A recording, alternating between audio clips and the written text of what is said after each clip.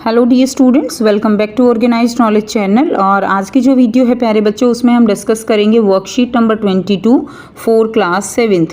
विषय जो है सामाजिक विज्ञान है और ये वर्कशीट आपके लिए 6 अक्टूबर 2021 के लिए शेड्यूल की गई है।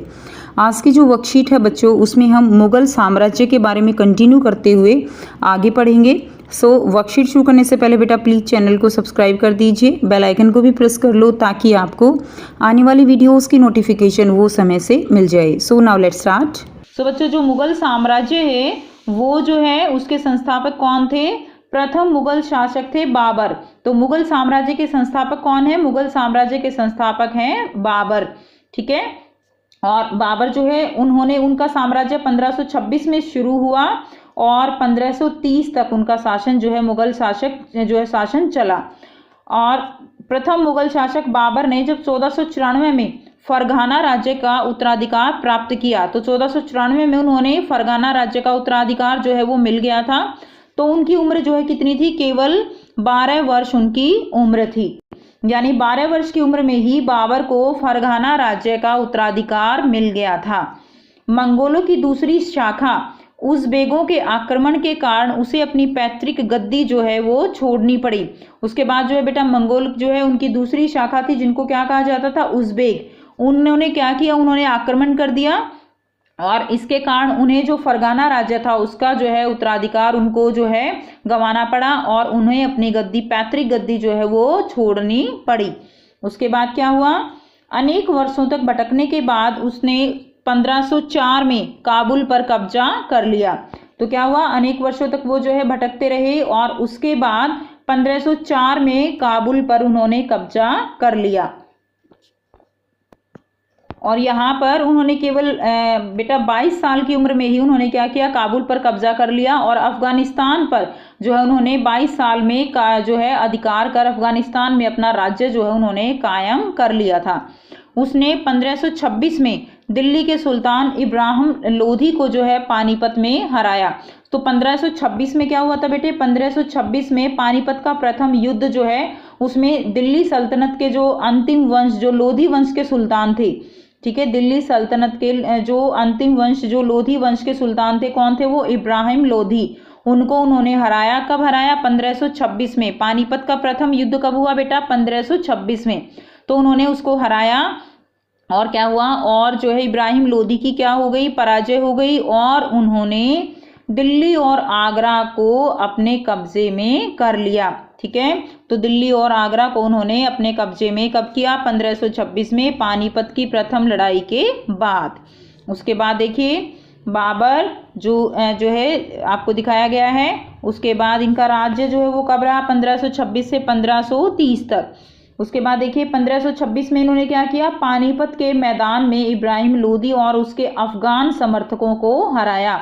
तो सबसे पहला जो है इन्होंने, देखिए बाबर ने जो भारत पर 5 बार आक्रमण किया था और 1526 में पानीपत के प्रथम जो युद्ध हुआ उसमें उन्होंने इब्राहिम लोधी को हराया।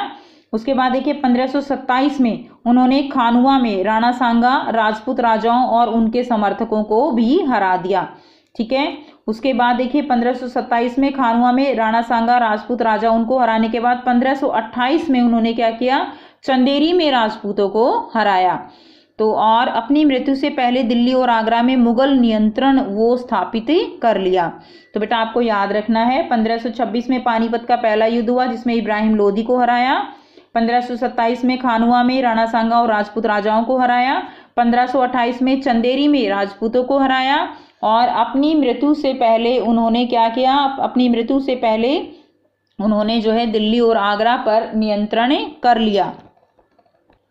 उसके बाद अब यहाँ पर जो है दिए गए हैं कुछ और मुगल बादशाह के बारे में कुछ रोचक जो है तथ्य दिए गए हैं। तो पहला क्या है? बाबर ने राजत्व सिद्धांत में परिवर्तन कर सुल्तान की जगह बादशाह की पदवी ली। तो बेटा बाबर ने क्या किया? उन्होंने सुल्तान की जगह जो है क्या कर दिया? सुल्तान की जगह अब उनको जो है क्या कहा जाने लगा? बादशाह जो है वो कहा जाने लगा। ठीक है। यानी सुल्तान जो है उसको परिवर्तन कर बादशाह की पदवी ले ली। बाबर ने सर्वप्रथम जो है तोपों का इस्तेमाल किया। तो बाबर ने भारत में सबसे पहले, ये भी क्वेश्चन आपके लिए इंपॉर्टेंट है, सबसे पहले जो है भारत में तोपों का इस्तेमाल किसने किया? बाबर ने। उसके बाद देखिए बाबर तुर्की भाषा का अच्छा जानकार था। तो बाबर को कौन सी भाषा आती थी? उनको तुर्की भाषा आती थी। उसके बाद देखिए बाबर ने तुर्की भाषा में अपनी आत्मकथा भी लिखी है, जिसको क्या कहा जाता है? तुजुके बाबरी लिखी। ठीक है बेटा, तुर्की भाषा आत्मकथा क्या होती है? जो अपने बारे में लिखी जाती है, जो खुद लिखते हैं, वो क्या कहलाती है? वो आत्मकथा होती है। और वो उन्होंने लिखी तुर्की भाषा में, जिसको क्या कहा जाता है? जिसको तुजुके बाबरी उन्होंने लिखी। उसके बाद देखिए बाबर की मृत्यु जो है वो कब हुई? 1530 में हुई। ठीक है, जो बाबर की मृत्यु कब हुई? बाबर की मृत्यु हुई 1530 में। उसके बाद देखिए यहाँ पर कुछ प्रश्न दिए गए हैं, और बेटा ये वर्कशीट आपकी जो है काफ़ी इजी वर्कशीट है, और इसके प्रश्न भी काफ़ी इजी हैं। तो पहला प्रश्न क्या है? प्रथम मुगल शासक कौन थे? तो बेटा प्रथम मुगल शासक कौन थे? प्रथम मुगल शासक बाबर। ठीक है, ये संस्थापक थे। तो प्रथम मुगल शासक बाबर 1526 से 1530, ये लिखेंगे आप थे। प्रथम मुगल शासक बाबर थे। तो ये आपका प्रश्न 1 का उत्तर हो जाएगा। नेक्स्ट देखिए, नेक्स्ट है प्रश्न 2, बाबर की आत्मकथा का नाम बताइए। तो बाबर की जो आत्मकथा थी उसका क्या नाम था? तो यहाँ से हमने पढ़ा बाबर ने तुर्की भाषा में अपनी आत्मकथा तुजुके बाबरी लिखी। तो बेटा जो है इसका नाम क्या हो जाएगा? तुजुके बाबरी। ये जो है आत्मकथा हो जाएगी।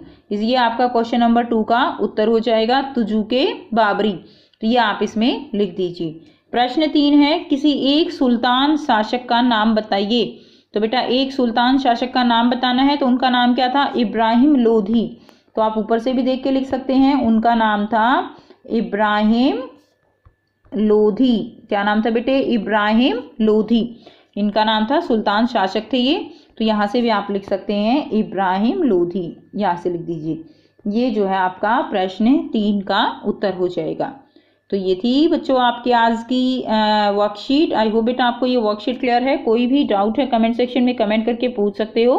वीडियो अच्छी लगी तो लाइक शेयर जरूर कर दीजिए, चैनल को सब्सक्राइब भी कर लीजिए और बेल आइकन भी प्रेस कर लीजिए, ताकि आप बच्चों को हर वीडियो की नोटिफिकेशन मिलती रहे। So thanks for watching, have a nice day.